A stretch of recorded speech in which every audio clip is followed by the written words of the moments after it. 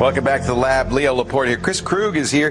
He has been with us before as the president of Bright. Bright is now merged with Raincity Studios, which is great, to make one gigantic, massive web design company. That's right, specializing in Drupal. Which is neat. I'm a big Drupal fan, as you know, and apparently so are the Chinese. It's definitely taking off over there. Open source is a new thing in China. It's really exciting. And definitely taking off. Well, last time we talked, we were down in Las Vegas, and I met you and the guy from Robert Scales. Robert, that's right, from Raincity. And Robert was about to head off to Shanghai. That's right. We've opened up an office there in Shanghai, and he's moved there to head up our Asia operations. So how has that been?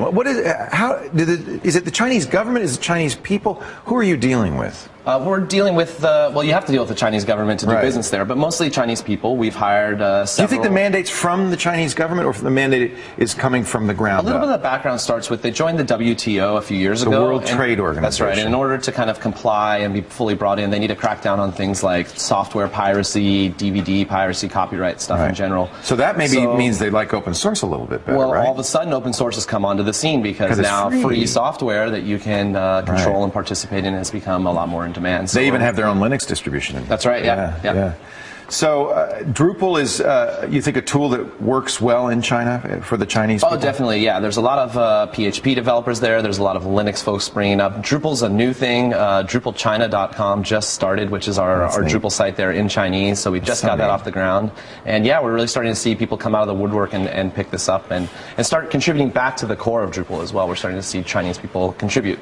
Is it, I mean, because the government is so involved, is it can they just put their own sites up, or do they have to get approval? Do they have to get a license? Yeah, to run a server, you need a license, and it's kind of like a driver's license, where they don't necessarily audit what you're going to put on the server, but they just want to know who's running servers, how they can get in touch with them if they don't like what they see, and so yeah, you do need to register. Do you get the sense that there's a lot of censorship going on, or no? Well, there is the Great Firewall of China, so all the hosted services that we use over here, like Blogspot, WordPress.com, Wikipedia, all these things are blocked. They can't use them. They're blocked outright, yeah, at the firewall level. So you can't access those sites whatsoever in China. Now, there's a Chinese alternative to each one of those. So there's hosted blogging services that are in China, but they're registered with the government. And that's the difference. So I understand now. A dissident could go to WordPress.com, start a blog. The Chinese government would have no control over it. That's right. This way, they control the server. So if a dissident starts a blog in China, they could shut it down right away if they need to. So let's take a little bit of a look. This is the Drupal China site. Yeah, this is a That's so cool. Drupal China site. It looks just like the Drupal world site, except that it's in Chinese. Yeah.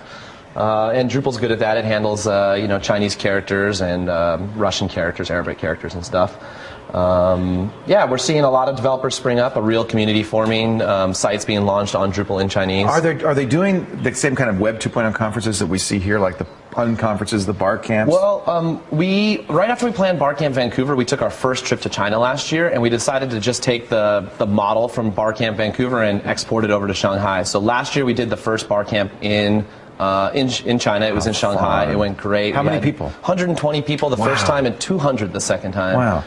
Describe for people who don't know what a bar camp is, what kind of the organization. The real basics are, instead of having a speaker and then a bunch of attendees who passively sit around and listen, you have just a bunch of participants. There they all are. That's so neat. Yeah, that's Barcamp Shanghai 2007.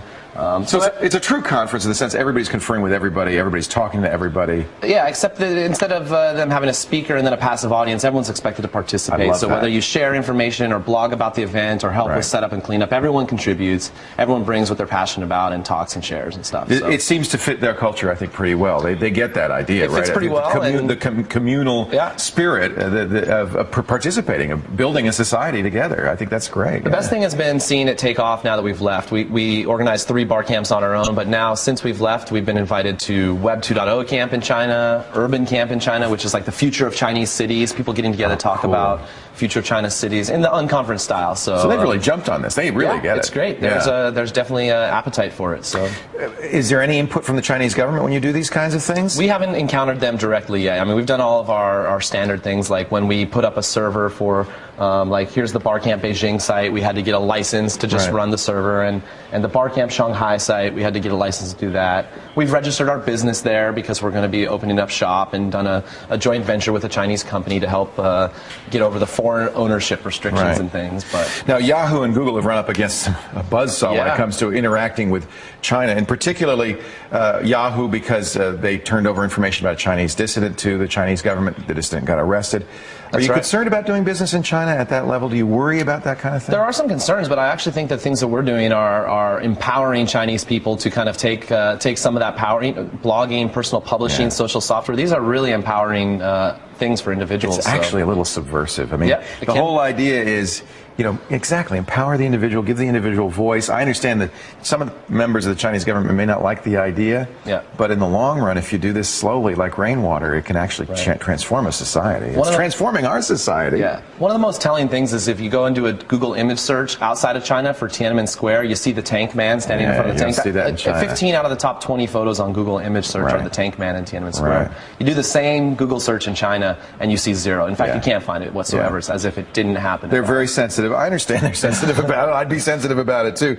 But I think you're doing exactly the right thing, which is bringing these tools to the Chinese people. It gives them a voice, and ultimately, this is the kind of stuff that can really transform. Here's a picture of the offices of the new Raincity office. No, that's not. Yeah, this is the hallway, and we rented a 6th floor. Look at that. That's office in a Chinese alley. There's the remains of an old Mao poster. That's right. Yeah, torn beautiful. Down. Did you take that picture? Yeah, I took that picture. That is a beautiful shot. Yeah. So we're opening it up right now. We've hired our first 5 employees in China. Robert Scales moved there last week, and he'll be there for a year. Does he speak Chinese? We have a Chinese tutor coming to deal with 5 employees at our company, and also over there with Scales. And you're employing Chinese people as well. That's right. Everyone in China is Chinese. They're local. Everyone's local. And that's really neat. Kris Krug is a great photographer, as you can see. That is a beautiful shot. What a shot. And also a great developer, and I think making a big difference in China. I think this is the way you do it. Grassroots, empower the people, give them a chance to have a voice. Raincitystudios.com for more information, and DrupalChina.com, and we have all the links on our website, labwithleo.com. Thanks a lot. It's great to see you. That's exciting. It's really neat to see that. More of your calls coming up when the lab continues. You stay right here.